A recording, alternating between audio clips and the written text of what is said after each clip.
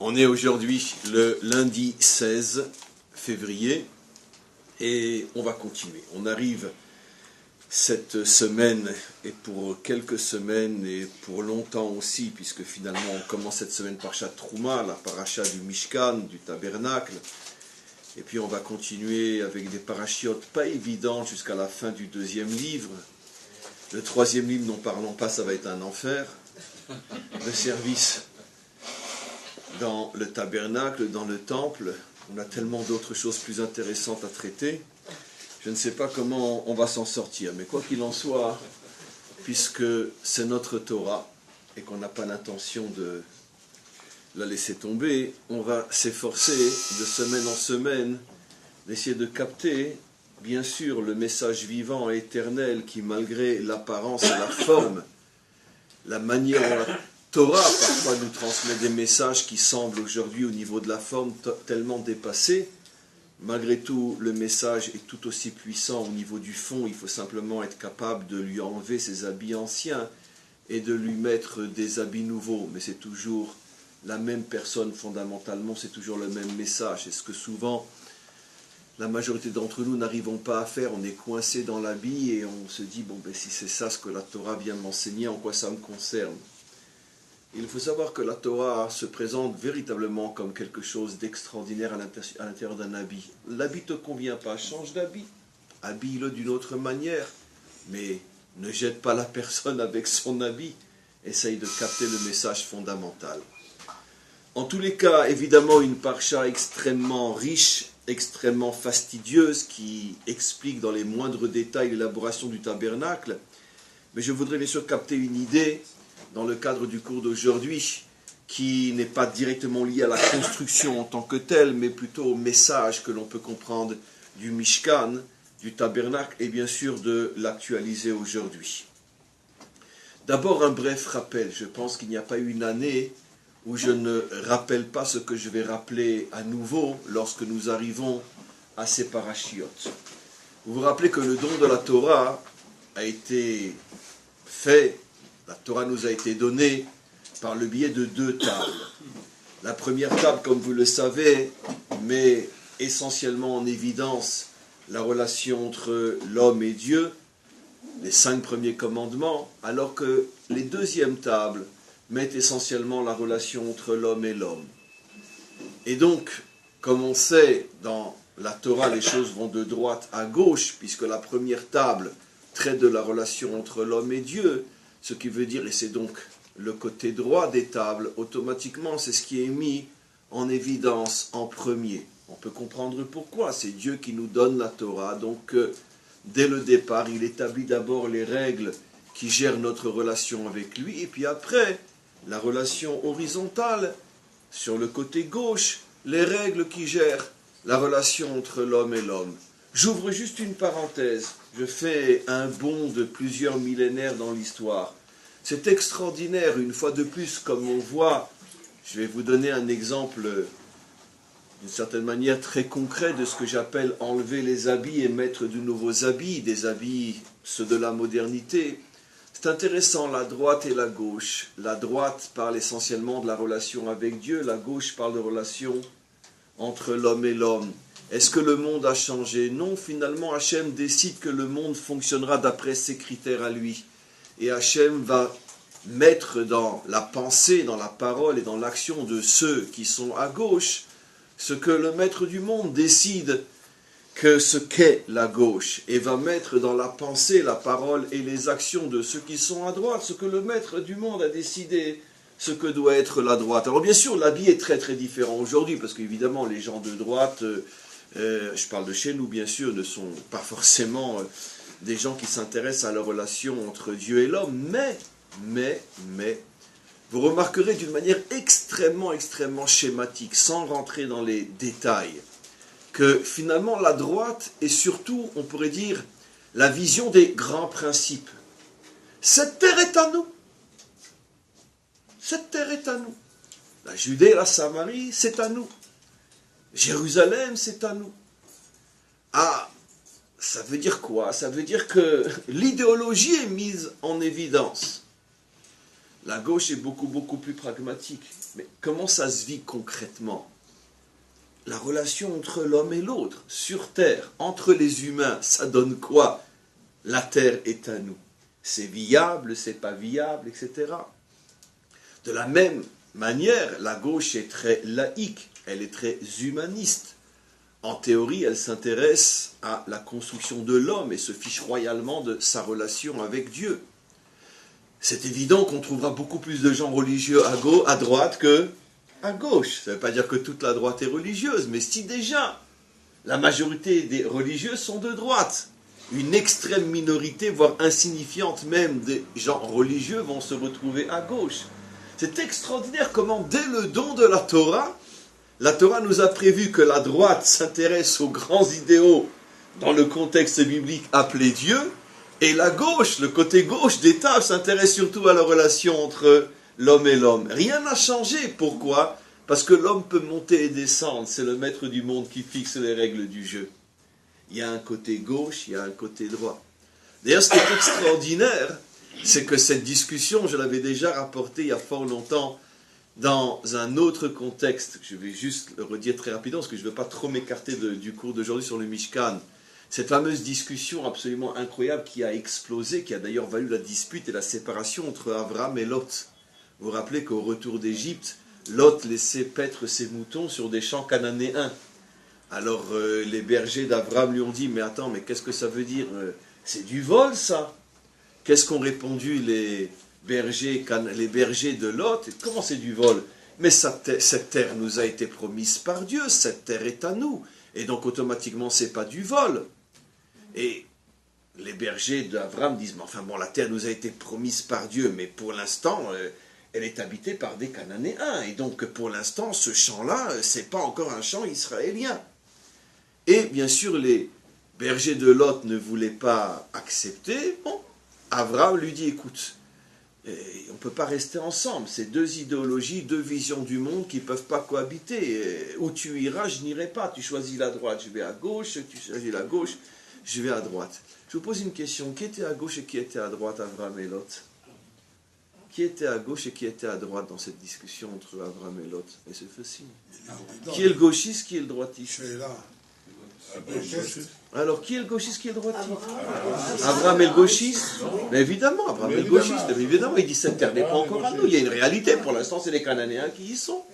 Qui est à droite? Lot. Pourquoi? Parce que Lot, il dit oui, mais elle nous a été promise.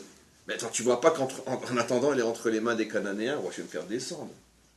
Mais vous vous rendez compte ce que je suis en train de vous prouver? Maintenant, le problème, c'est que qui c'est qui a raison, Lot ou Abraham?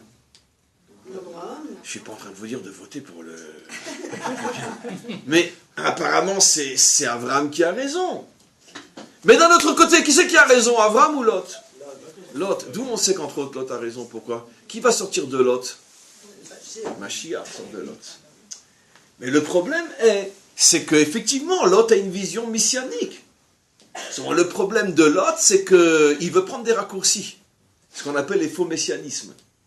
Un faux messianisme n'est pas forcément un faux messie, mais c'est un messie trop tôt. Et un messie trop tôt, c'est très très dangereux, parce que l'histoire va avoir des raccourcis. Tu ne peux pas t'amuser avec l'histoire. L'histoire, elle est lente. C'est sûr que toute maman aimerait, dès le lendemain de la conception, tenir le bébé dans ses bras. Mais ça va durer 9 mois, et c'est lent. Et si une maman est impatiente et qu'elle décide de le faire sortir au bout de 3 ou 4 mois, ben elle va récupérer un mort.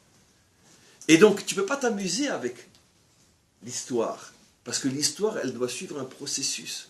C'est vrai que Lot a raison, la preuve, c'est que sauf le Mashiach sortira de lui.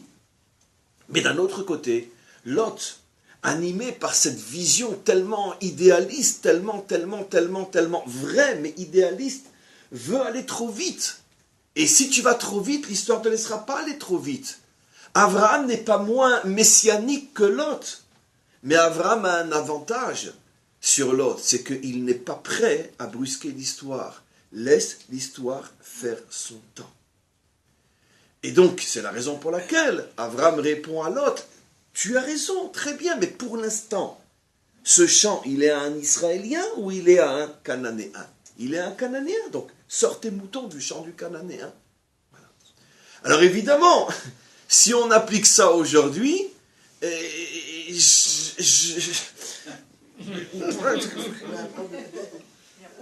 mais vous inquiétez pas. La vérité ne fait peur qu'aux lâches. D'accord? Mais quand on essaye d'être courageux, on n'a pas peur de la vérité, parce qu'en vérité, la vérité, elle est partout. Dans chaque facette du peuple juif, il y a une étincelle de vérité. Le problème, c'est que chaque facette, si tu la prends comme l'unique facette, ça devient d'idolâtrie, ça devient du n'importe quoi. D'un côté comme de l'autre. C'est pour ça que finalement, la vérité vraie, elle est très très difficile à trouver, parce qu'elle est éparpillée entre tellement de tendances qui n'ont qu'une étincelle de cette vérité, et comme ces tendances ne veulent pas coopérer ensemble et ne veulent pas créer le parti de l'unité, automatiquement c'est la raison pour laquelle qu'on vote à droite, qu'on vote à gauche, de toute façon on ne vote que pour des menteurs. En ce sens que le mensonge, d'après la définition de la Torah, attention, c'est quoi la définition de la Torah du mensonge? Tout mensonge qui n'a pas une part de vérité n'est pas un mensonge. Je parle du mensonge tel qu'on le définit dans la Torah. Ça veut dire que chacun a une part de vérité. Mais comme ce n'est qu'une part et tu dis tu as toute la part, c'est ça le mensonge. Tu n'as qu'une part, mais tu dis que tu as toute la part. La droite a une part de vérité, la gauche a une part de vérité, tout le monde a une part de vérité. Seulement chacun dit la vérité, c'est moi, et l'autre ne l'a pas. Et c'est la raison pour laquelle on est morcelé en exil depuis des millénaires. Et cet éparpillement aux quatre coins de la terre n'est que le reflet de l'éparpillement aux quatre coins de la conscience juive, que le peuple juif a perdu son unité. Il n'accepte pas que la vérité est morcelée, qu'il faut récupérer tous les morceaux de vérité. Mais c'était juste pour faire un détour, ce n'était pas mon cours. Quoi qu'il en soit, je reviens maintenant à ce que j'explique.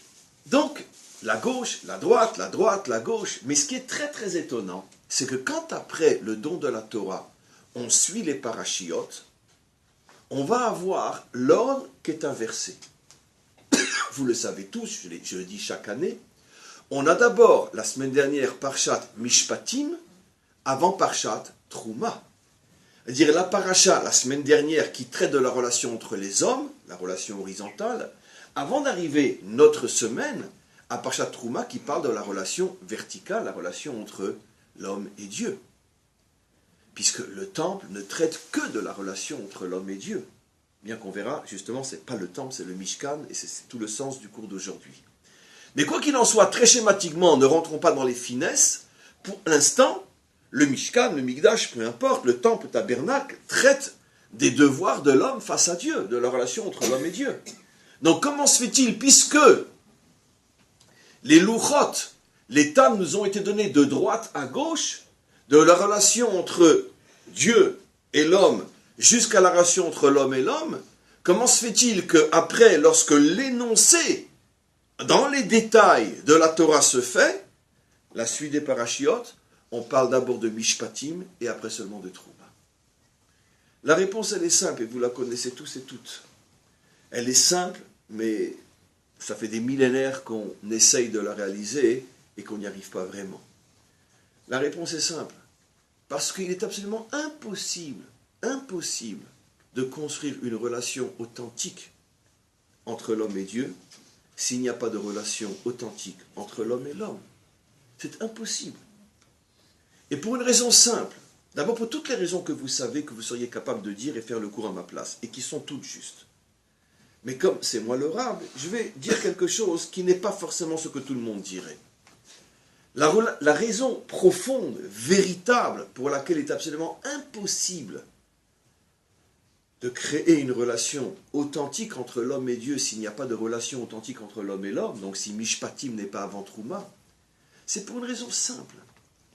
C'est que si, avec l'étranger, celui qui est différent de toi, mais qui a un corps comme toi, qui vit dans le même quartier, la même ville ou le même pays que toi, qui a la même nationalité que toi, la même identité que toi, la même religion que toi, qui est marié comme toi, qui est père comme toi, qui a des enfants comme toi, qui a deux jambes comme toi, deux bras comme toi, deux yeux comme toi, qui rit comme toi, qui pleure comme toi, qui est tellement proche de toi. Si les points de différence entre toi et lui font que vous ne vous supportez plus, et que c'est la loi de la jungle, tu crois qu'avec le maître du monde, avec lequel tu n'as aucun point en commun, tu vas pouvoir t'entendre? Comment c'est possible? Rien n'est plus différent de l'homme que Dieu. Alors comment se fait-il que ça nous paraît, nous, plus simple de s'arranger avec Dieu que de s'arranger avec les hommes? Vous savez pourquoi? Parce que le Dieu avec lequel on prétend s'arranger, c'est le Dieu qu'on s'est inventé. C'est pas le vrai. Bien sûr. Parce que c'est un critère évident. Avec ta femme, tu t'entends pas, et avec le bon Dieu, tu vas t'entendre. Ta femme, tu la supportes pas, et le bon Dieu, tu vas le supporter. Le différent le plus proche de toi, tu n'arrives pas à le supporter, et le différent le plus loin de toi, tu vas le supporter. Ah, mais moi je crois en Dieu, hein. Mais tu crois pas en ta femme, comment tu peux croire en Dieu? Mais ça n'a rien à voir. Mais si, ça a tout à voir. C'est parce que c'est lui qui nous supporte plutôt que nous. Je parle comment? De la relation entre l'homme et Dieu, j'ai bien dit. Donc, tu ne crois pas en Dieu, c'est absolument impossible. Parce que si tu pouvais voir le vrai Dieu, tu le supporterais des milliards de fois moins que tu ne supportes ta femme. Donc finalement, comment se fait-il que tu te dis croyant? Parce que tu t'es inventé un Dieu. Et de là, mes amis, tout ce que je viens de dire est résumé en un seul mot du premier Rashi de notre paracha. Rashi va dire quelque chose que tous les maîtres d'Israël essayent de décrypter, de comprendre, mais qu'est-ce qu'il veut nous dire? Sur les premiers mots de notre paracha, Veyasuli, Vayikrouli, Trouma, Veyasuli, Mishkan, vous prélèverez des dons pour me faire un sanctuaire.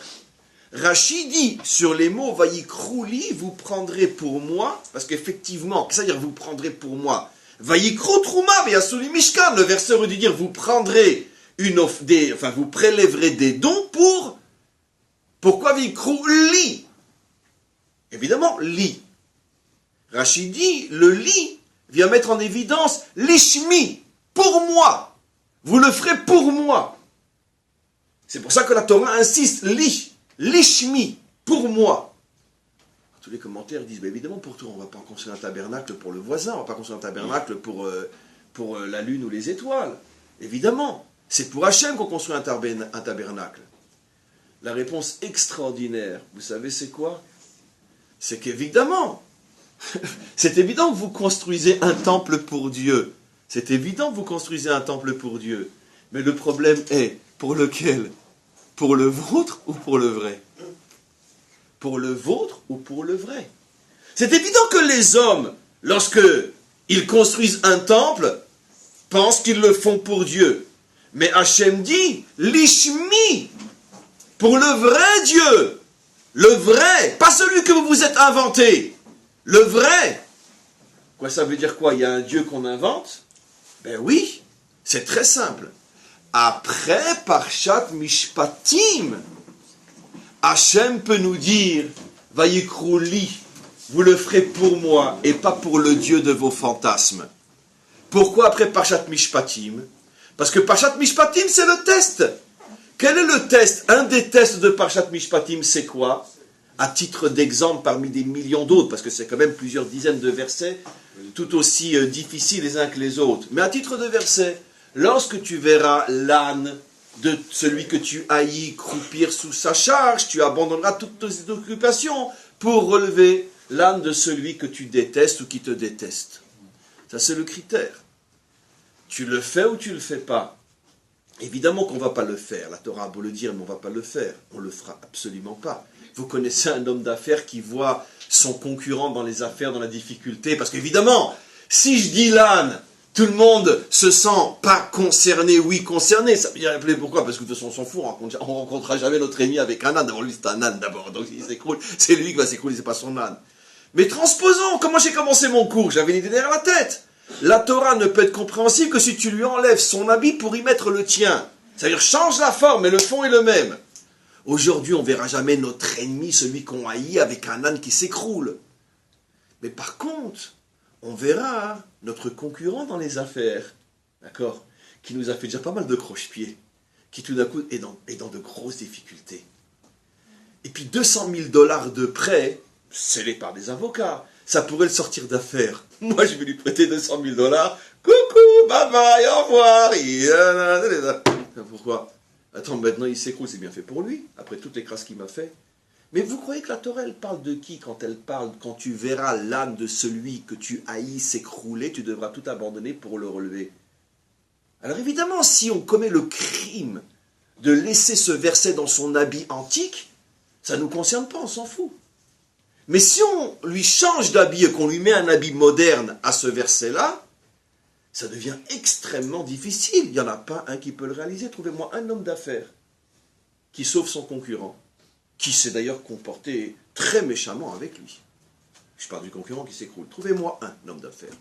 Et puis aucune importance à la longueur de la barbe, les roulis des papillotes et la grandeur du chapeau. Ou pas de chapeau, ou pas de barbe. Impossible. Impossible, pourquoi? Attends, maintenant qu'il s'écroule, moi je vais aller l'aider pour que demain il continue à me faire des crasses. Mais de quoi la Torah elle parle? De quoi elle parle? Et un autre verset de la semaine dernière, Lotikom velotitor. Combien de fois je vous ai expliqué ce que ça veut dire Lotikom velotitor? Tu ne te vengeras pas et tu ne seras pas rancunier. Ça veut dire quoi? Moi, bon, Hachem, j'ai une belle maison à Jérusalem avec un grand jardin. Et puis bon, c'est un cottage qu'on partage à deux, et puis mon voisin, il a la même partie du cottage que moi avec un grand jardin. Puis dans son jardin, il a 50 chaises. Et puis tout d'un coup, je dois faire dans mon jardin une réception que je n'avais pas du tout attendue. Et puis, j'ai pas envie d'aller acheter 50 chaises, c'est idiot, parce que c'est pas tous les jours que je reçois 50 personnes. Je vais taper à la porte de mon voisin, je vais dire, je vais peut-être monter 50 chaises. C'est des chaises en plastique, là, Keter, que tout le monde a. Très bien. Ok. Je tape chez mon voisin, je lui dis, tu pourrais pas me prêter des 50 chaises? J'ai pas de chaise, moi, qu'est-ce que tu veux chez moi? Non, les 50 chaises. J'ai pas de chaise, laisse-moi tranquille, retourne chez toi. Très bien. Je sais qu'il a 50 chaises. Le problème, c'est qu'une semaine après, il y a quelque chose qui se casse dans sa maison, il a besoin d'un marteau. Et moi, j'ai un super bon marteau. D'accord? Il vient chez moi, il dit, moi, t'aurais pas un marteau à me prêter? D'accord? Je sors le marteau, il dit, moi, j'ai pas de marteau. D'accord? J'ai pas de marteau. C'est comme si à ce moment-là, on se prenait un jambon beurre. Vous connaissez l'histoire de celui qui arrive après 120 ans, puis il y a des files. Il y a la file des jambons beurre. Lui, il rentre pas dans cette file parce qu'il n'a jamais mangé un jambon beurre. Puis tout d'un coup, viennent 2 ans, je le mets dans la file des jambons beurre. Il dit, c'est une erreur, monsieur, dans le monde de la vérité, un jambon beurre, je ne sais même pas, mais je ne sais pas ce que c'est un jambon beurre. Non, tu as mangé un jambon beurre. C'est ce qu'on lui explique. Celui qui enfreint l'oticum, c'est comme s'il mangeait un jambon beurre. C'est le même l'arbre, ça c'est un interdit, il n'y a aucune différence. Donc si tu fais ça, tu peux aussi faire ça. Très bien. Maintenant, imaginez l'autre cas. La Torah ne dit pas seulement loticum, elle dit lotitor. Lotitor, c'est quoi? Bon, allez, je te le prête, mon marteau. Je suis pas comme toi, moi, qui ne sais pas prêter ses chaises. Mais tu lui prêtes le marteau. Hop, on te remet dans la file du jambon beurre. Attends, je lui ai prêté le marteau, faut pas exagérer. Oui, mais d'accord, mais même ça, fallait pas le lui rappeler. Donc, Bekitsour, je vais pas vous saouler avec des évidences. Une fois qu'on a traversé Parshat Mishpatim, arrive Parshat Trouma qui nous dit Vaïkrouli lishmi.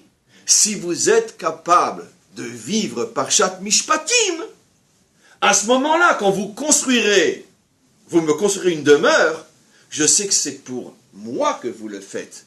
C'est pour le vrai Dieu et pas pour le Dieu de vos fantasmes.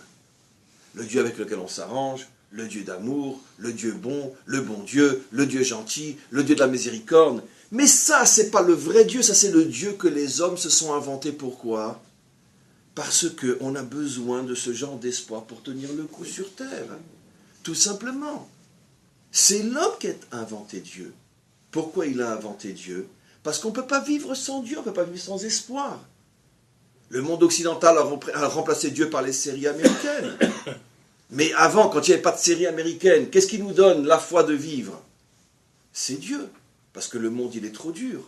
Après une journée de travail, on rentre à la maison, on a The Voice, on a une série américaine, on a de quoi oublier la journée. Mais à l'époque, il n'y avait pas de quoi oublier la journée. Comment qu'on avait oublié? On rentrait au temple, on disait Dieu qui est miséricordieux, etc. Sauve-moi. Et puis ça y est, on se shootait, on repartait. Très bien. C'est ce qui permettait aux hommes de tenir. Mais ça, c'est pas le vrai Dieu. Et d'où je vais savoir que celui-là, c'est pas le vrai Dieu? Parce que celui qui est rentré au temple et qui a dit Dieu miséricordieux, sauve-moi, sauve mon âme. Et qu'après il sort, il rentre chez lui, sa femme lui dit un mot de travers, il lui rentre dedans.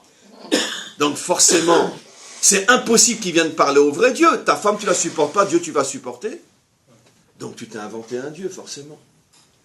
Parce que si tu voyais Dieu tel qu'il est vraiment, tu te dirais, si je ne peux pas supporter ma femme, je vais le supporter lui. Parce que le vrai Dieu, c'est pas du tout évident, le vrai Dieu. Comme on l'a déjà dit, j'ouvre juste une parenthèse, le vrai Dieu, il n'est pas du tout évident. Mais où il était hier quand on a coupé la tête aux 21 Coptes? Où il était, le vrai Dieu? Où il était?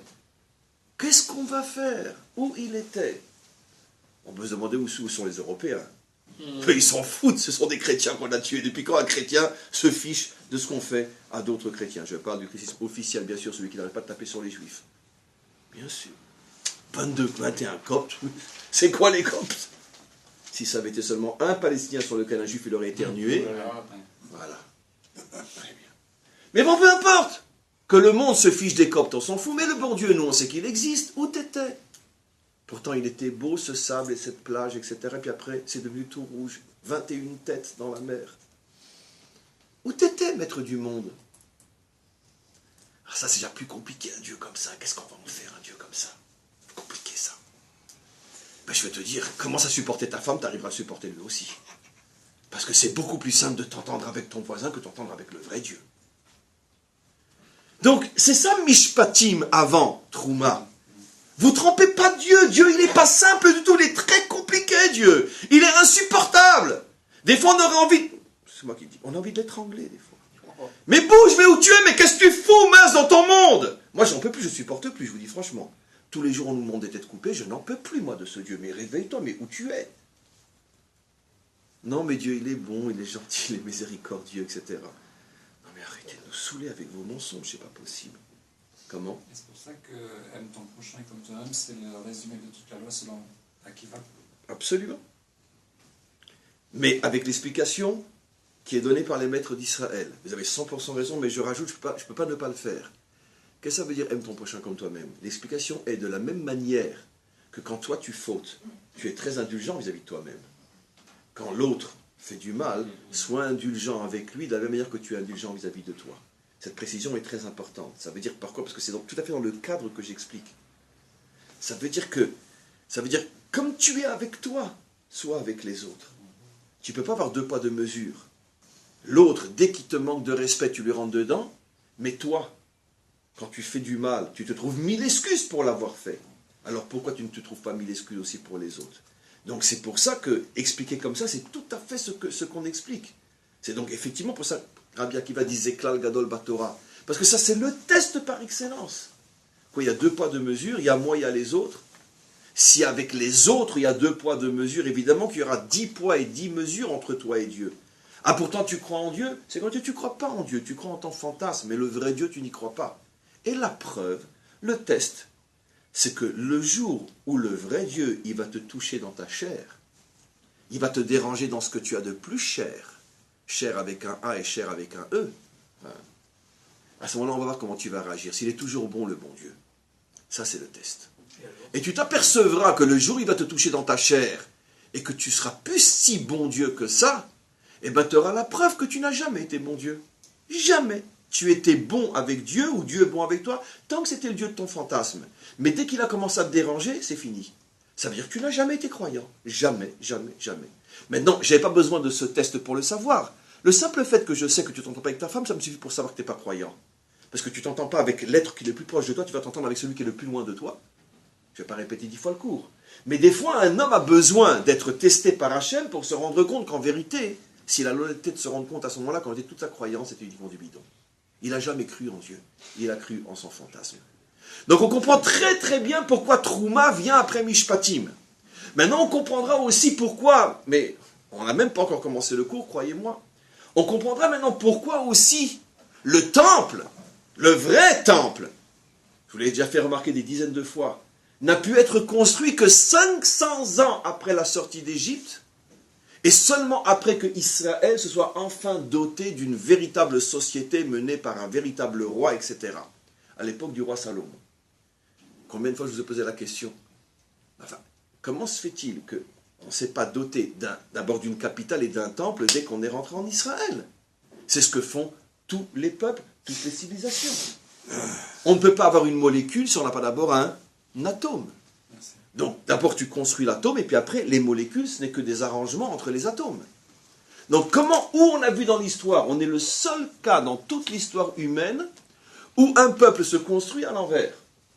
Ça veut dire que pendant 500 ans, il n'a toujours pas de capitale, il n'a toujours pas de temple, c'est-à-dire qu'il lui manque les deux forces qui rassemblent, la force politique, la capitale, et la force spirituelle, le temple. Jusqu'à l'époque du roi Salomon, on n'a pas de capitale, personne ne sait que ça sera Jérusalem, et on n'a bien sûr pas de temple. Pourquoi c'est à l'envers? Mais parce que tout simplement, l'histoire juive suit l'ordre de Mishpatim Trouma. D'abord Mishpatim, et après Trouma. Fonder d'abord une société où il y a un minimum d'entente et de respect entre les hommes.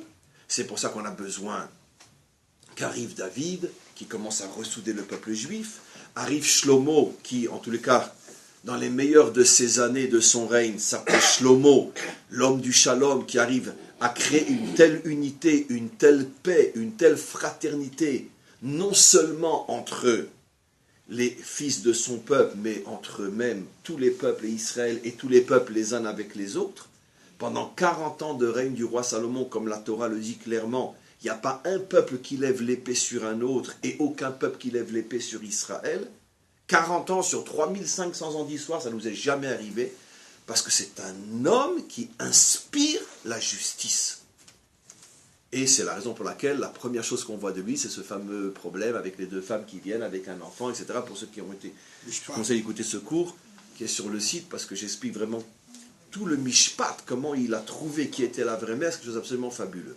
Mais quoi qu'il en soit, donc il est décrit comme l'homme de la justice. C'est ce qu'il va demander à Hachem quand il rêve. Et qu'Hachem lui dit, demande-moi ce que tu veux, je te le donne. Il ne tombe pas dans le piège de demander l'argent, le pouvoir, la force. Il demande, même pas le savoir pour le savoir, il demande un cœur qui sait rendre justice. Mishpatim, Trouma. Une fois qu'il est arrivé, ça n'a pas duré longtemps, parce que ce n'est qu'un homme, mais pendant plus ou moins 40 ans, tout le Proche-Orient vit dans un niveau de justice, de respect de l'autre et de la différence comme jamais dans l'histoire humaine, au point que c'est un véritable microcosme de la délivrance finale, où ce jour-là, ça sera véritablement établi et à très long terme, pas seulement pour 40 ans comme à son époque. C'est un microcosme de la délivrance finale. Hachem lui dit, toi, tu es l'homme du shalom, tu as su faire la paix entre les hommes, entre les peuples, entre les religions, entre les idéologies, entre les civilisations. Eh bien, c'est toi qui construiras ma maison. Mishpat, Trouma. Si c'est comme ça, mes amis, on a une question énorme, et là vraiment commence le cours. Tout ce que j'ai dit était vraiment une introduction. On a une question énorme. Comment se fait-il finalement, dans ce cas-là, qu'il y ait une place pour le Mishkan, et en plus dans le désert? Parce que moi je vous ai embrouillé maintenant, j'ai parlé Mikdash, Mishkan, je ne suis pas rentré dans les détails. Maintenant, analysons notre paracha, analysons l'histoire. Qu'est-ce qui s'est passé? Hachem nous demande de construire un Mishkan, pas un Mikdash, un tabernacle, dans le désert. Ça veut dire malgré tout un endroit de rencontre entre le ciel et la terre, entre Dieu et son monde. C'est ce que signifie Mishkan. Ve'asuli Mishkan, ve'shachanti betochan. Le lieu de la rencontre. Comme il est dit, c'est de cet endroit-là que je m'adresserai à toi, je te parlerai, je te transmettrai, etc., etc. Mais apparemment, ça contredit tout ce que j'ai expliqué. Pourquoi? Mais quelle peut avoir la valeur d'une connexion avec Dieu sur terre dans le désert? On n'est pas encore une nation, on n'a pas de terre, on n'a pas tous les soucis, toutes les difficultés, toutes les épreuves et tous les tests qui peuvent permettre à un peuple de faire ses preuves sur le plan social, économique, militaire, politique, et de venir après devant Dieu et de lui dire, regarde, on a créé une société juste, alors maintenant, accepte de dévoiler ta présence au milieu de nous.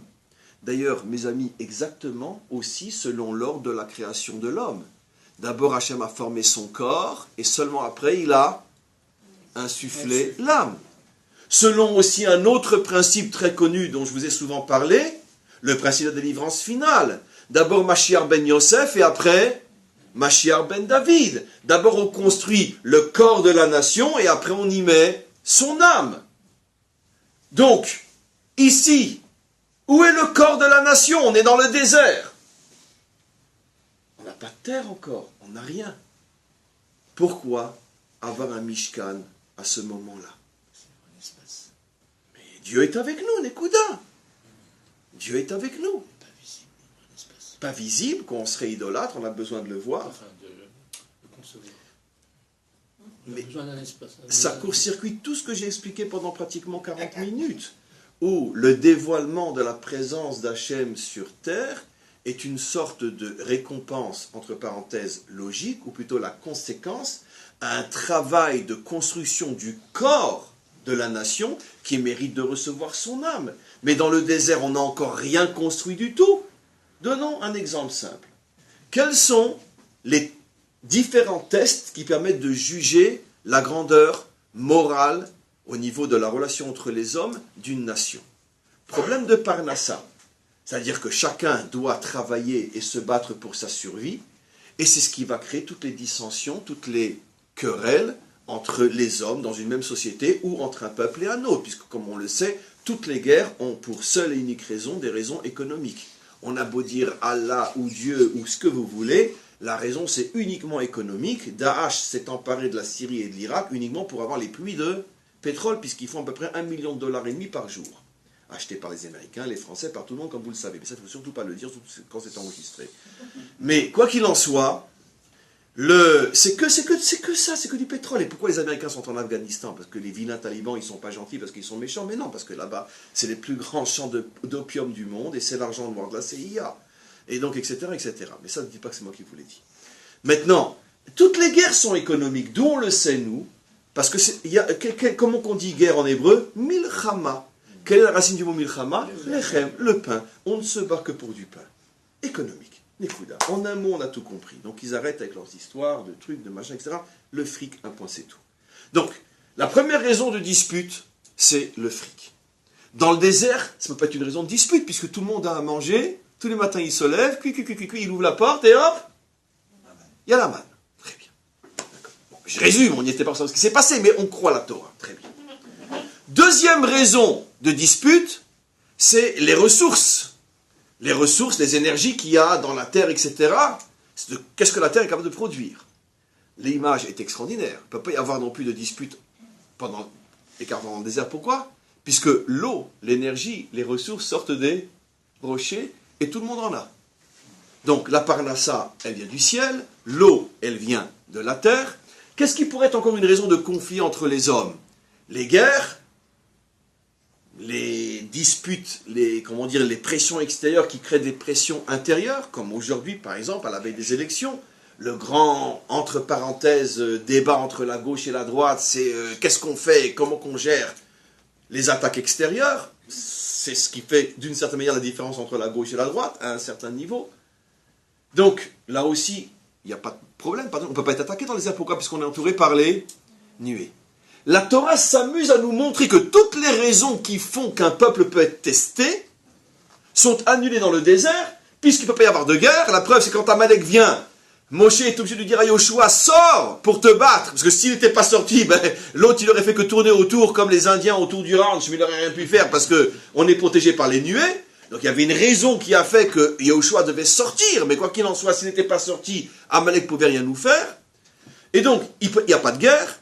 Il n'y a pas de problème de ressources d'énergie, l'eau du rocher, il n'y a pas de problème de parnassa, il n'y a pas de problème non plus de, je sais pas moi, de trouver le sens de la vie et de rechercher donc des conflits idéologiques ou je ne sais quoi, puisque Dieu s'est révélé à nous, c'est clair, on a la Torah, on a Moshe. Donc pourquoi voulez-vous que ce peuple ne soit pas à ce moment-là à plus ou moins un haut niveau moral et spirituel? Je vais tout contredire dans quelques minutes, puisque toutes les raisons de conflit lui ont été enlevées. Ça sera bien sûr l'une des raisons pour laquelle les explorateurs ne voulaient pas rentrer en Israël. Parce qu'une fois qu'on va perdre l'eau qui vient du ciel, une fois qu'on va perdre le pain qui vient du ciel, l'eau qui vient de la terre, et les nuées, etc., et qu'il va falloir se confronter à tous les problèmes réels d'un peuple, je ne sais pas comment on va se débrouiller à ce moment-là. Donc, tout le monde comprend que c'est surtout pas dans le désert qu'on devait mériter le Mishkan. C'est impossible. Mais d'un autre côté, on le reverra, mais on l'a vu l'année dernière, Maintenant, on est parti pour, on pourrait dire, pour plusieurs parachiotes idylliques. Construction du Mishkan, et ça va nous amener après le 3e livre. Alors là, c'est merveilleux, c'est le service divin dans le tabernacle. On arrive au 4e livre, on arrive jusqu'à Parashat Baalotecha. La paracha où commencent toutes les révoltes d'Israël jusqu'à la fin du Sefer Bamidbar. Toutes les révoltes d'Israël, les pires, Korar, les explorateurs, les Caïs, toutes les révoltes vont commencer à ce moment-là. En pleine parashat Baalotecha. Et qu'est-ce que je vous ai fait remarquer l'année dernière? Que le début de la paracha nous explique comment les Juifs étaient rangés par série de 4x3 autour du tabernacle, et que tout allait bien. Quand la nuée se levait, tout le monde avançait, et lorsque la nuée se posait, tout le monde s'arrêtait. Ça veut dire on voit un peuple apparemment bien discipliné autour du Mishkan. Et tout d'un coup, commencent toutes les révoltes. Posons-nous la question. Un peuple qui n'a pas de soucis de Parnassa, qui n'a pas de soucis donc économiques, militaires, qui n'a rien d'autre à faire que d'être en contemplation et de suivre Dieu. Comment ce peuple-là, qui est si bien organisé autour du Mishkan, comment va-t-il commencer à se révolter précisément dans cette période-là et que toutes les révoltes vont suivre?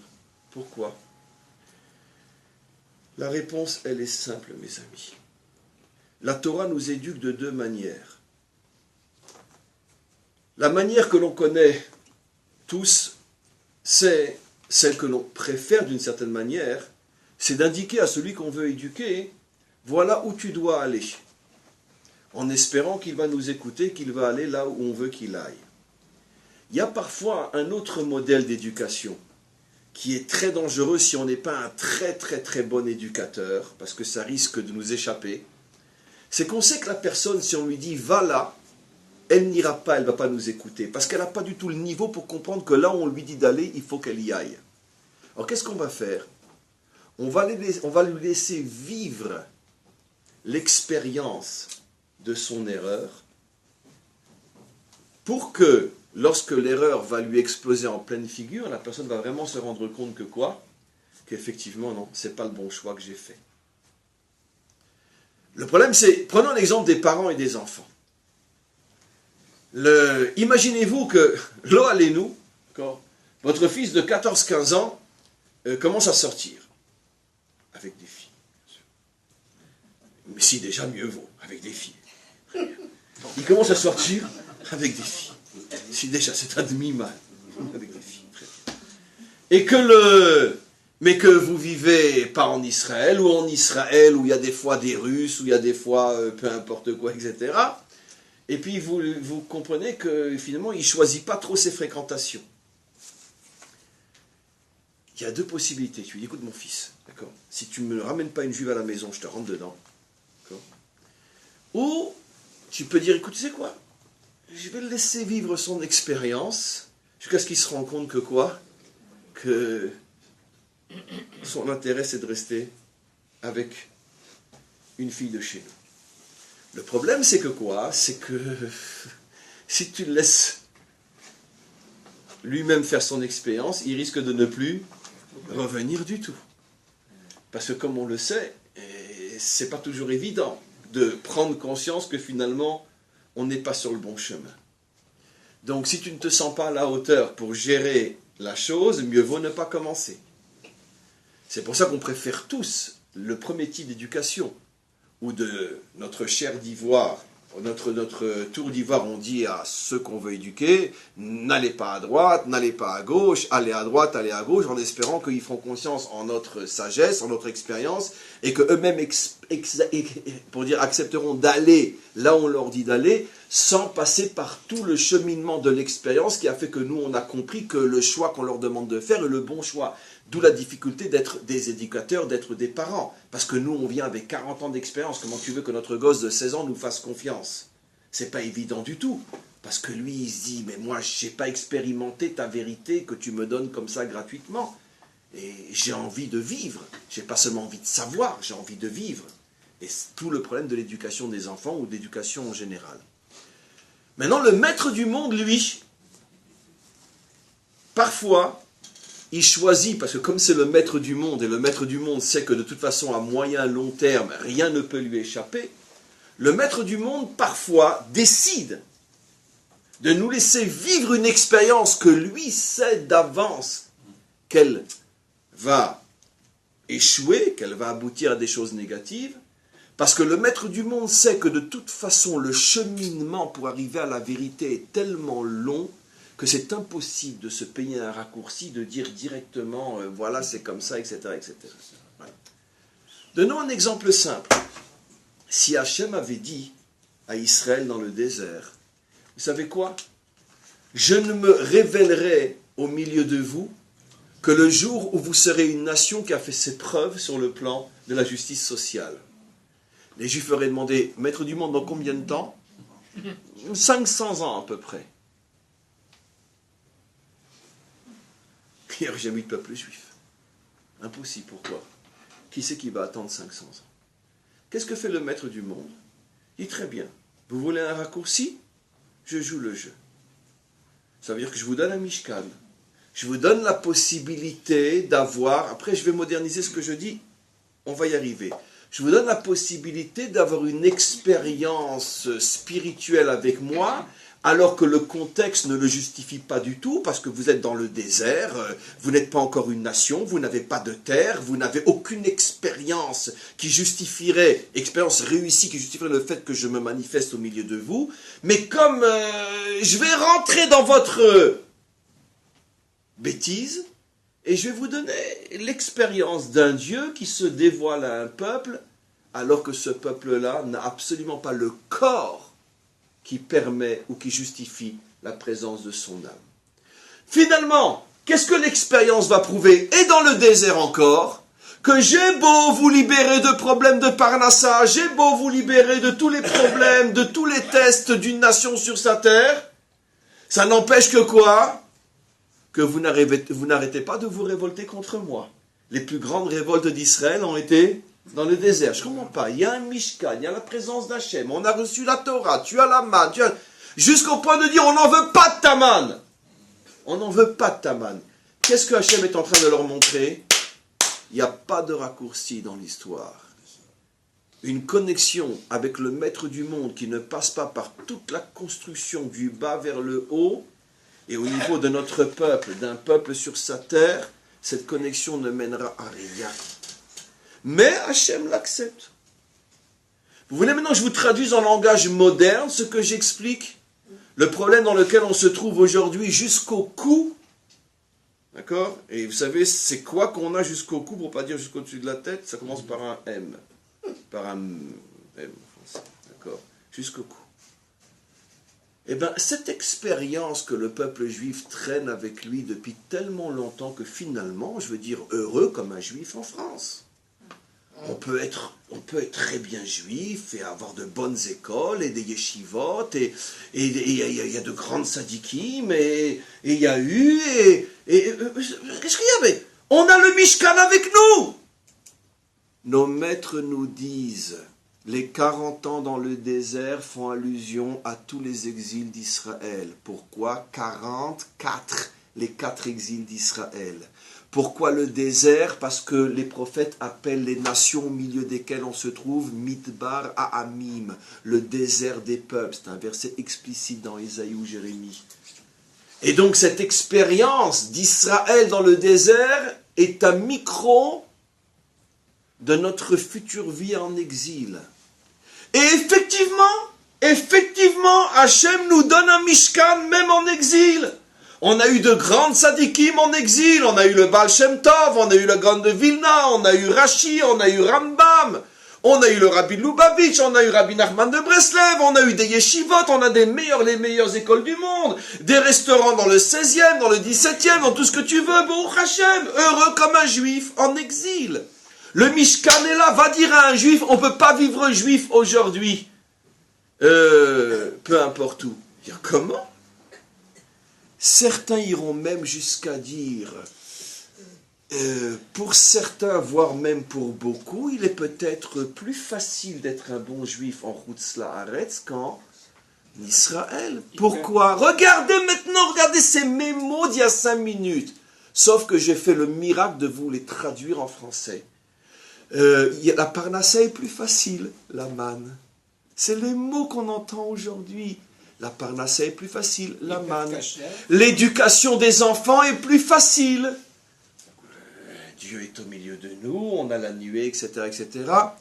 Il n'y a pas forcément plus de danger ici qu'ailleurs. La nuée, etc. Et finalement, on ne peut pas être juif en exil. Quelqu'un va dire qu'il n'y a pas de Mishkan en exil. Quoi? Au Maroc, il n'y avait pas dans chaque ville un Mishkan où la présence divine ne s'y trouvait pas? Bien sûr, il y avait une lumière spirituelle inimaginable partout où ont toujours été les Juifs. Qu'est-ce que nous disent nos maîtres? Galou les Bavel, Galta Shrina Imahem. Là où les Juifs vont, la Shrina se trouve. Mais le problème, mes amis, c'est que ça, c'est le Mishkan, c'est pas le Mikdash. Et ça, c'est pas l'ordre véritable. Parce que l'ordre véritable, c'est Mishpatim Trouma. Reconstruisez-vous en tant que nation sur votre terre, et là, vous mériterez véritablement le Mikdash. Et quelle est la différence entre le Mishkan et le Mikdash? Hachem nous a promis aussi, dans son image, nous a indiqué, nous a révélé ce qu'est la différence entre les deux. Le Mishkan, on le construisait à un endroit, et là tout Israël s'établissait autour, et puis après, arrivait l'ordre de le plier, de partir de cet endroit-là, et de le monter ailleurs. Avant que je vous le dise en français ce que cela signifie, ça veut dire selon les habits d'aujourd'hui, d'abord comprenons dans le langage de la halakha chose extraordinaire. Vous savez qu'aujourd'hui, à l'endroit où notre temple était et très prochainement où il sera à nouveau, la sainteté de l'endroit n'a pas bougé d'1 milliardième de fraction de cheveux. La sainteté de cet endroit est aussi grande que le jour de Kippour à l'époque du temple où le Kohen Gadol rentrait dans le Saint des Saints. Rien n'a changé. Il n'y a que les murs qu'on ne voit pas. Mais rien n'a changé. La Kedusha reste la même. Pourquoi? Parce qu'à partir du moment où le temple s'est révélé à cet endroit-là, la Kedusha s'y est installée et elle ne bouge plus de cet endroit-là. Par contre, dans le Mishkan, à l'endroit où la nuée s'arrêtait et on construisait le Mishkan, plutôt on le montait, parce que c'était comme des Legos, on le montait et on s'y installait, ça pouvait après durer une semaine, 2 semaines, 1 mois, 3 mois, des fois même plus. Cet endroit était extrêmement saint, extrêmement sacré, au point que si quelqu'un qui n'a rien à y faire y rentrait, c'était très très très très grave. Quelqu'un qui n'était pas Kohen, qui rentrait à l'endroit où seul un Kohen peut rentrer, ou même un Kohen qui rentrait à l'endroit où seul un Kohen Gadol peut rentrer, il était chayav mita bidei shamayim, il pouvait lui arriver quelque chose de très très grave. D'accord? Une fois que le Mishkan s'en allait, excusez-moi, je vais le dire à Ladinovitch, eh bien on avait tous le droit de faire pipi à cet endroit-là. C'est pas de moi, c'est dans le Talmud. On pouvait tous faire pipi à cet endroit-là. Mais attends, qu'est-ce que ça veut dire? Mais le Mishkan était là, c'était l'endroit où, il y a 1 semaine, seul le Kohen Gadol pouvait rentrer à l'endroit, à cet endroit-là, je me rappelle, là où tu fais pipi, là, le Kohen Gadol, il est rentré à Kippour. Comment c'est possible? C'est un texte explicite dans le Talmud, dis pas pipi, ça c'est de moi, mais qui le dit, d'accord? Comment c'est possible? Pour bien nous faire comprendre que quoi? Que il n'y a pas de Kedusha dans le désert. Ça veut dire que c'est là tant que c'est là. Une fois que c'est parti, c'est parti. Et le fait que c'est là et après-demain c'est ailleurs, traduit dans le langage moderne, ça veut dire quoi? C'est vrai que Casablanca était ton Mishkan, mais qu'est-ce qui reste de Casablanca? C'est vrai que Vilna était ton Mishkan, mais qu'est-ce qui reste de Vilna? C'est vrai que Medjiboj a été ton Mishkan, mais qu'est-ce qui reste de Medjiboj? Qu'est-ce qui reste? Rien. Rien. Rien. Je t'ai donné un Mishkan, mais c'est une utopie. Il ne reste rien. Rien. La différence entre le Mishkan qu'on démantelait nous-mêmes volontairement et qu'on remontait volontairement, la différence c'est que quand les Juifs ont perdu Vilna, ils sont partis avec les pieds devant. Quand ils ont perdu Medjiboj, ils sont partis avec les pieds devant. À chaque fois qu'on a perdu un endroit de Mishkan, c'était toujours avec les pieds devant. Jamais avec les pieds. Et demain, ça sera Paris. Ça sera le 16e, le 17e, ça sera Neuilly, peu importe. Ça sera Miami, ça sera Deauville, ça sera tout ce que vous voulez. Ça sera toujours pareil. Pourquoi? Parce que qu'est-ce que nous dit le maître du monde? Le maître du monde nous dit, moi je vous donne un Mishkan dans le désert, mais sachez que ce Mishkan-là n'arrêtera pas d'être monté et démonté. La seule différence, c'est que dans le désert, il est monté et démonté dans la douceur, mais dans l'histoire, il sera monté et démonté dans les pleurs. Donc, je vous en prie, n'oubliez pas que l'ordre, c'est Mishpatim Trouma. C'est pour ça que le temple, le vrai, n'a été construit qu'après que tout Israël était sur sa terre, après qu'on soit passé par toutes les difficultés et toutes les épreuves d'un peuple sur sa terre, après qu'on ait eu des problèmes économiques, des problèmes sociaux, des problèmes militaires, qu'on a trimé pendant 500 ans jusqu'à ce que petit à petit on est arrivé à la hauteur de Mishpatim, de créer une société qui est digne de ce nom, et à ce moment-là, Hachem dit, maintenant je vous donne le Mikdash. Et le Mikdash, une fois qu'il a été construit, la Kedusha ne nous quitte plus. L'enveloppe peut être détruite, ça sera un autre cours, mais pas l'endroit. L'endroit, la Kedusha, la sainteté de l'endroit, c'est-à-dire au niveau du fond, les choses ne changent pas. Dans le désert, le peuple a eu le contact le meilleur avec le Kedusha, puisqu'il n'y avait rien, c'était un désert. Non, parce que c'est dans cet endroit-là. Il y a eu la révélation. Non. La révélation qu'il y a eu dans le désert, cher ami, est du même type que le Mishkan dans le désert. Ça veut dire que quoi? La Torah est le plan de toute l'histoire. Automatiquement, le maître du monde savait que la majeure partie de notre histoire, nous la passerions dans le désert des peuples. Donc il fallait bien qu'il donne la Torah dans le désert pour qu'il puisse y avoir une connexion entre Israël et la Torah dans le désert. Parce que si la Torah... Oui, mais c'est pas un lechatrila, c'est un bediavad. Ça veut dire que c'est pas quelque chose qui est un a priori, c'est parce que l'histoire sera comme ça. Mais d'où l'erreur?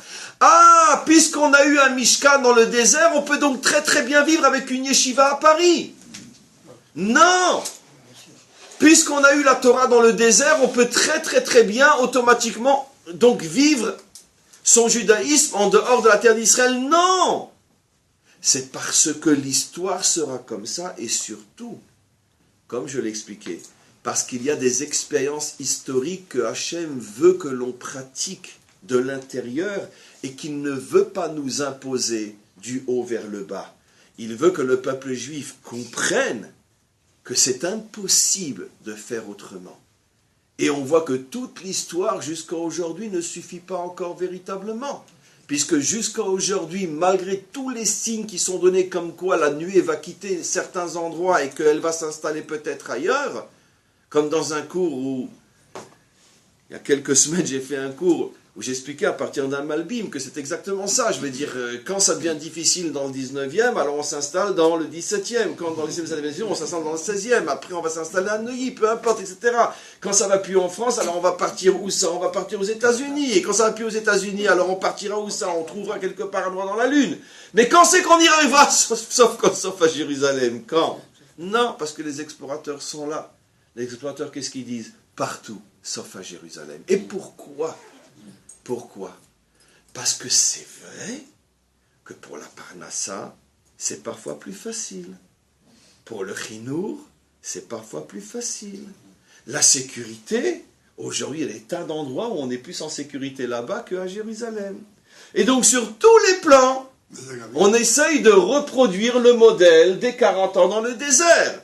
Et en plus, si on arrive à avoir un Mishkan, pourquoi tu veux qu'on parte? C'est ça le problème.